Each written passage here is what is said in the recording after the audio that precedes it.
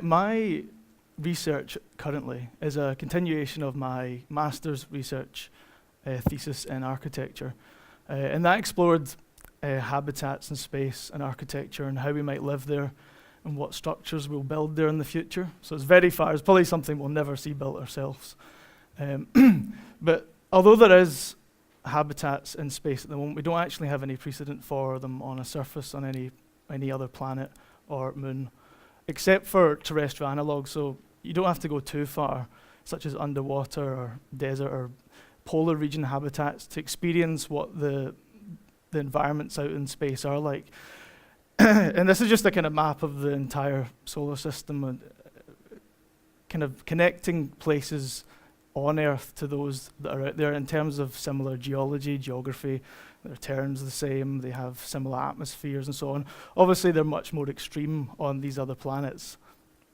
But this is a concept design which I came up with a couple of years ago, but it's the typical space vernacular architecture of rigid modules, inflatable modules, which expand, and then a couple of things that can be erected once the astronauts arrive there in the future.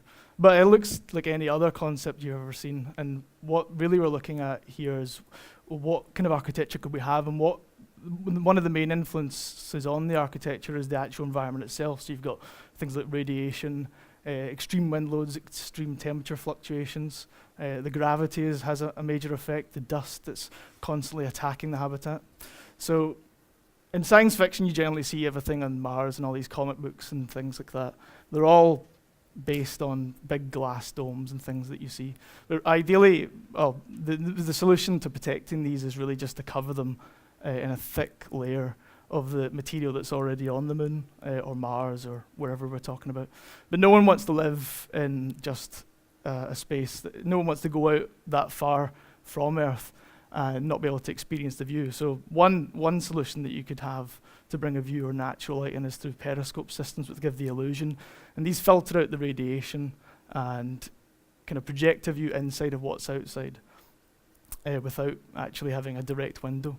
But these modules they're not very habitable in terms of someone living there for a long period of time. We're talking people that would maybe permanently go to live on Mars or the moon. So these small kind of tin cans that people would live in aren't the most ideal spaces.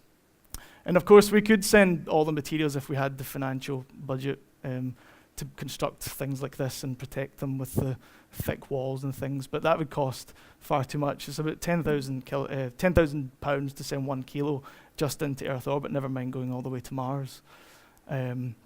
So the solution to building anything there would be to actually use the material that's already there in abundance on the entire surface. So it's called Martian or lunar regolith, which is basically the soil. And what you could do is harness this material, process it, and then basically have something already built for the astronauts coming to arrive that would sustain life to the minimum. So they just need to come in and apply all the other bits and pieces of technology and to completely set it up. But this, again, is just another typical concept of anything you'd maybe have seen before. It was one of my concept designs.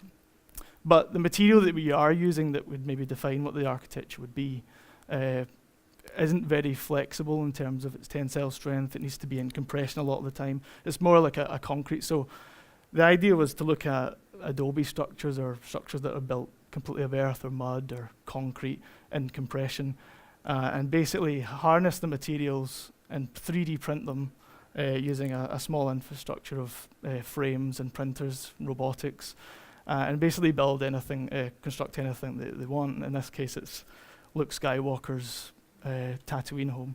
But they could replicate any structure possible. And then eventually, maybe one day, if we could replicate buildings over and over, build unique spaces and structures like you see on Earth. Because at the end of the day, Mars is, once you've seen one crater, you've probably seen them all. And I'm sure if you were living there for a long time, it would start to get a bit boring, the same landscape over and over. So to create these unique structures and have a sort of a creative vernacular architecture and unique buildings that people could flock to see. Now this is a concept design that I came up with through my master's thesis. with the gravity on the moon being 16% of Earth's, and on Mars it's only 38. You could, it means structurally it means you could build higher or you could span further. So it allows you to create structures that wouldn't even be possible on Earth for future tourists in thousands of years to go and see. And the concept was basically a 2.5 kilometer diameter dome, which would inhabit this entire city below it. Basically, if you just think of a city being scooped up from the Earth in this protective bubble, the atmosphere protected from the radiation outside by the soil that's piled on top of it.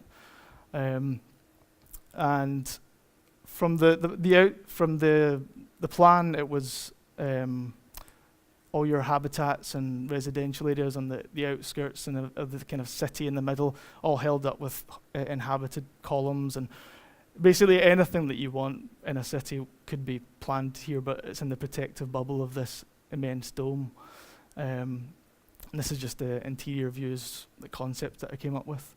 So the idea was to eventually, the concept stages were living in small habitat modules and eventually building up to this massive city almost, or it is a city under a dome, so that you're taking life as it is on Earth and putting it on the moon or Mars, so people could live the way they live here, but in a different planet and experience the different sights and the different gravities and so on. So my research, just to conclude, is looking at these materials that we can derive and construct to see if what structures are possible through 3D printing.